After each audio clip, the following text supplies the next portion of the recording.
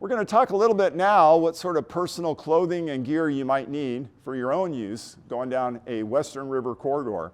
And I'm not going to delve into every little nitty-gritty detail of what would go into your river bag. My assumption is you have some level of camping, so you know what toiletries to bring and what first aid supplies and what headlamp and all of those kind of details, so we're not going to delve on that. We're going to just do some specifics about things unique to running a river like the Lower Salmon.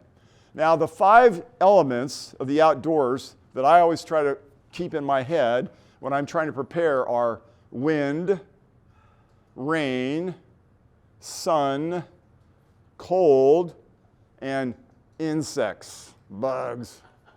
So let's my clothing system, wherever I go, whatever time of year it is, has to deal with those 5 things.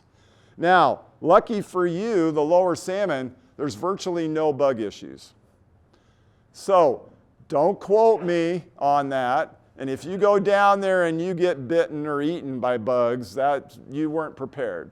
So if you want to bring some insect repellent or a head net or some of those other types of things to deal with the bugs, feel free. But I've never had to deal with insect issues on the Lower Salmon ever. The second thing is it's highly unlikely to be very cold. It likely will be daytime temperatures in the 80s and 90s, and you will want to jump in the river frequently to cool off. The water will be refreshing and cool and cold, and you'll want to jump in the river multiple times all day long just to cool off and splash water on yourselves. So getting too cold is highly unlikely. Now, with that said, I still carry at least like a fleece sweater, so I'm going to pull a fleece sweater out of that dry bag. But beyond that, no particularly warm clothing. And it can get a little chilly late at night or early in the morning or something, but virtually this is the kind of trip where you could literally live in a t-shirt and a swimsuit the entire week and not hardly have to reach for much else. So cold is really not too much of an issue. Rain is not really an issue either. I can't even remember a single day where it's rained on me, ever, and I've been down that many, many times. That said, I would still take a waterproof, breathable rain jacket because if it gets a little windy, you're in a wet environment, water's being splashed on you. If the wind's blowing up the canyon, which I guarantee it will be blowing against you whenever you're trying to make progress downriver, it will always be blowing against you. So no matter which direction you're going. So I would still bring like a waterproof, breathable rain jacket. I wouldn't bother with rain pants. You're never gonna get that wet and concerned about it, and you're gonna just drip dry anyway, but having a rain jacket on your torso might be nice. Sun, on the other hand, something you're not used to and experienced much in Western Washington, the single biggest environmental factor. So I'm gonna tell you about I bet you I could go to every single one of your houses and go get enough stuff that you already own, and you wouldn't need a single piece of gear for this trip. The parents are all going, hallelujah, we don't have to buy anything. Compared to winter camping or compared to backpacking, you literally probably could make do with anything you have at home. So there's only 1 or 2 specialized things I'm going to point out. The first one I'm going to point out is obviously lots of sunscreen. And I generally make this the individual person's responsibility, but I guarantee you as a scout leader, I bring lots of extra and I do little calls. Did you put your sunscreen on? Because the most serious medical condition I ever encountered was my own son, bare skin, torso, and he got 2nd degree, we call that now partial thickness, sunburns, the size of silver dollars, over the course of his entire back, about halfway through the trip. So the second half of the trip, we were constantly dealing with broken, blister, oozing, giant wounds. And carefully trying to keep them clean, carefully covering those, all because he wasn't wearing the proper clothing and he wasn't wearing enough sunscreen. So I will tell you that you need to take this sun thing seriously. I have taken to dealing with it with proper sun apparel. I believe sun clothing is the absolute best way. And so I am modeling it tonight. This is what's called a sun hoodie. And if you're going to buy one specialized piece of gear for this trip, I'd buy a sun hoodie. It has little thumb holes, so it even can cover the backs of my hands. It has a full hood, so I don't have to worry about my ears or the back of my neck. And you're going, how can you possibly wear a full hooded garment at 80-degree temperatures? And I'll tell you, until you've experienced wearing one of these, you won't believe it either. It has to be experienced to believe. These are synthetic. It's polyester. It's a very high-tech, sophisticated weave. And believe it or not, it's not hot. It's very comfortable. It breathes really, really well. It dries really, really quickly when it does get wet. I could jump in the river, and a half an hour later, the thing's going to be dry. And while it's wet, it doesn't bother me to be wet. And yet, this has a sunscreen factor of about 50. To give you an idea about your cotton t-shirt. Your cotton t-shirt, when it's dry, has an UPF sunscreen factor of about 10.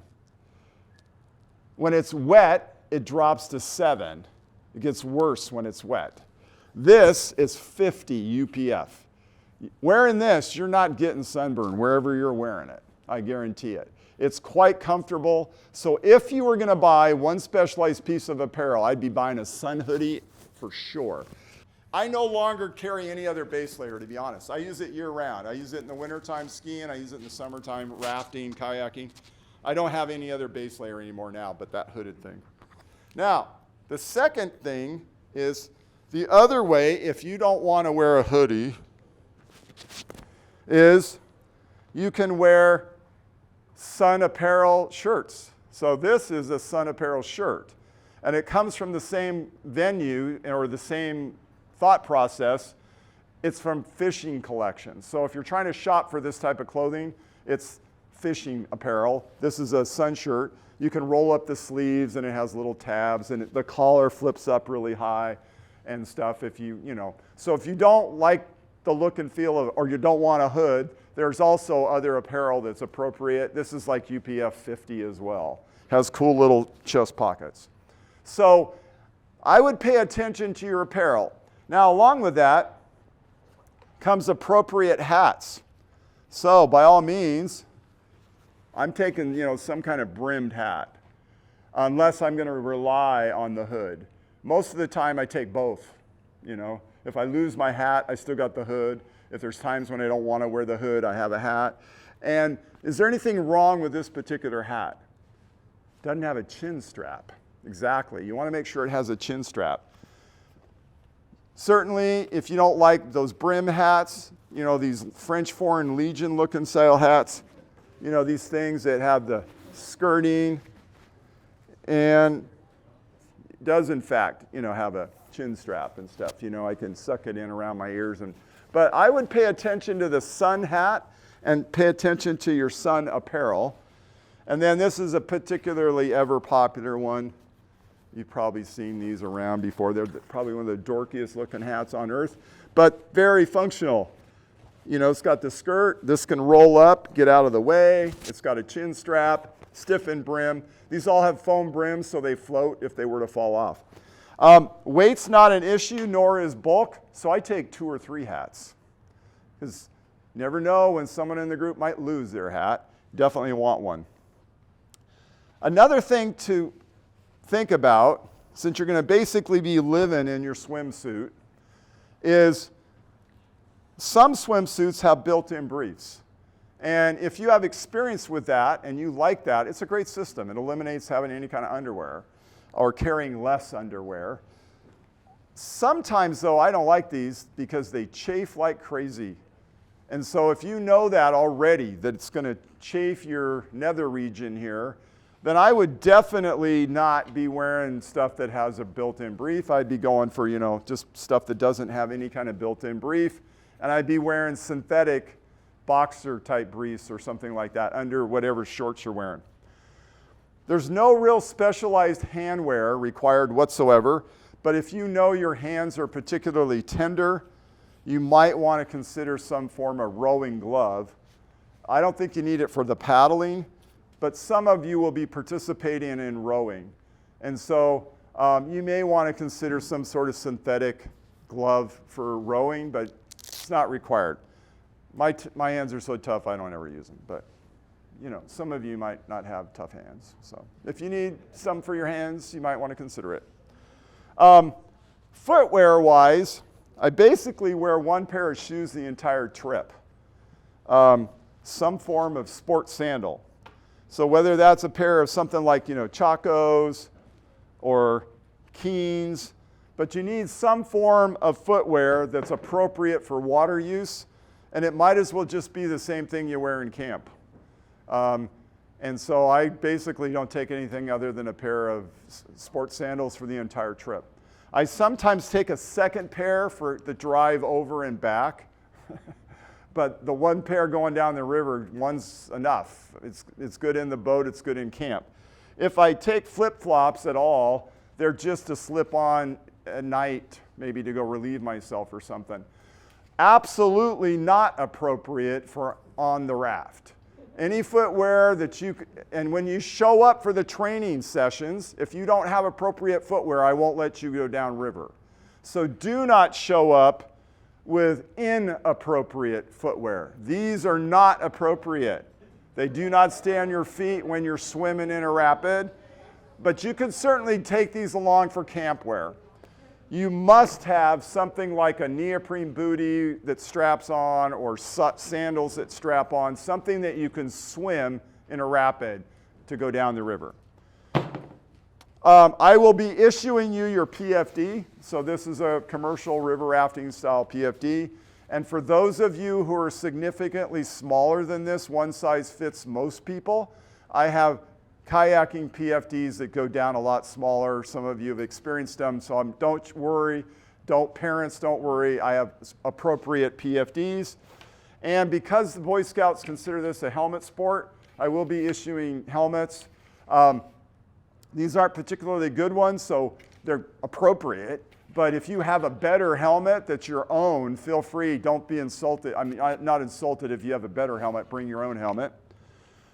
For the training purposes in Western Washington, where the water is really brutally cold, if you have neoprene products, thin, neoprene shorts or shirts or Farmer John's, you're welcome to bring this stuff on the training sessions. I'm not providing it. So feel free if you already have access to or own this type of stuff for training. You do not need it on the lower salmon. Period. There will not be a situation where you'll ever find you want to put on wetsuits on the lower salmon. Everyone will be issued their own dry bag. So you don't have to go out and buy your own dry bag. If you think you have a better one, you're welcome to bring your own, but I'm providing dry bags. They'll all be similar to this. They'll all typically be 60 liters, which is more than adequate. I'm going to quickly just show you a few things I put in here. They are waterproof, but I can't guarantee that. So if you're particularly concerned about your sleeping bag or something like that, feel free to put it in a separate plastic garbage bag or put it in your own other stuff sack. You're going to want to have your own water bottle, some means of attaching it, and some means of identifying it as being different from everybody else's. And the people in the paddle rafts, there's a place where we can put water bottles so that they can access them and drink while they're in the paddle rafts. They can come alongside the oar boats, which will have water in these big 5-gallon jugs with even little spigots on them. And they can come alongside the big oar boats and fill up their personal water bottles. So it's important to stay hydrated, and that's the means we facilitate that. I also recommend you have your own personal cup of some kind. Put stickers on it, label it, whatever. It's got a story about it, whatever. And you should be responsible for, at the beginning of the dishwashing process, cleaning your own cup while the water's still nice and clean and not greasy with bacon fat. That's where the cups should come out of. They should come out of your own bag. Absolutely do not believe in having personal plates, bowls, or anything else. That should all be uniform for the entire troop. That should come out of the kitchen kit. whether they're melamine or plastic or enamel or whatever, but everybody should have the same size plate, same size bowl, same size silverware, and that should all come out of a kitchen kit that the kitchen's providing. So none of that junk goes in your river bag. Then I mentioned that the only thing you need for warmth might be a fleece jacket, maybe a rain shell, a sleeping pad, unless you like sleeping on sand. Even though you can shape sand, I find it really hard to sleep on, so I carry a sleeping pad. If you're a person that likes cots, this is totally trip acceptable. Not the military surplus Boy Scout camp, but the skinny, lightweight ones that go into a small bundle. Get yourself up off the sand. Cots are great. I don't use them, but people find them acceptable. And a sleeping bag. And do not take something like a fleece blanket. Even though it might be all the warmth you need, it can get breezy at night, and so you're gonna be too cold in like a fleece thing. Excuse me. But any old lightweight, compact, light, thin sleeping bag. This is even square. It doesn't even have to be a mummy bag. This particular one happens to be thin on one side, thicker on the other, and I can flip it over. And so, but some kind of sleeping bag is appropriate. So the only real specialized gear that you need, in my opinion, take it from me, you want a sun hoodie, is a chair. There is no camp furniture. There are no rocks, typically not big ones to sit on. There are rocks, but not conveniently placed in camp. There are no big trees to sit on. It's sand, folks. And so you want a chair of some kind. And you don't want this kind of chair. This doesn't accomplish getting you up out of the sand. The way to live in sandy environments is not to be down in it. The way to deal with sand is to be up out of it, away from it. So this is not a recommended chair. This works, but it's kind of bulky. Bulkier than I would like. But if this is all you got, this is better than that. The best kind of chairs are either those folding frame ones that go into a long cylindrical shape, or this style that goes into a long cylindrical shape. So picture this. There's 20 people, and 14 people have chairs, and 6 people don't. Not a good situation. I would tell the 14 people they have to leave their chairs home, or you pitch in together and help the other 6 people get hold. Beg, borrow, don't steal, but beg or borrow, come up with a chair. Because you're going to want to sit around. You sit around in your chair with your plate like this and you eat, like camp style. You're not going to be eating at tables. I'll talk about tables in the third segment. You're going to have 20 feet of table, but that's not for eating. So you're going to want a chair. And so whether you get the fancy expensive one or you get the knockoffs, get yourself some form of chair, as I highly recommend it. So sun hoodie and chair are really things you're going to want to have. Those are the only really specialized things for river running.